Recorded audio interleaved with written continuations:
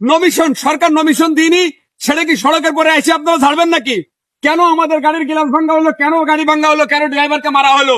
এই যে আমার ড্রাইভার কোথায় মারেছে, এই যে এখানে মারেছে, পিটি মারেছে পাঁচ স্তরে। এই যে ভাঙ্গা পারে যে পাঁচ স্তর আছে ওখানে গন্ডগোল কেন? দলীয় বিষয় নিয়ে আমাদের গাড়ি ভাঙ্গা হলো। আমি প্রশাসন ভাইদের কাছে জানতে চাই, এই বিষয়ে আমরা মানবো না। আমরা ড্রাইভারের রাস্তায় লাভবো প্রয়োজনে। কেন আমার গাড়ি ভাঙ্গা হলো?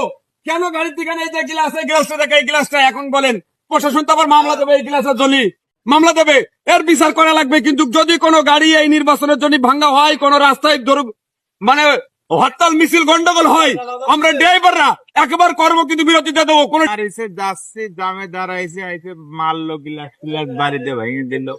রাস্তার থেকে আপনারা হরতাল মিছিল ধর্মঘট বাদ না দিলে এই বাংলাদেশের ছাত্ররা যা করছে আমরা ড্রাইভাররা তার চেয়ে বেশি করে দেবো। কিন্তু সুজা হয়ে যান। প্রশাসন ভাইদের বলবো আপনারা যদি আমাদের সঙ্গে থাকেন ভাই, সব তারের মতন সুজা করে ফেলবো আমরা একেবারে।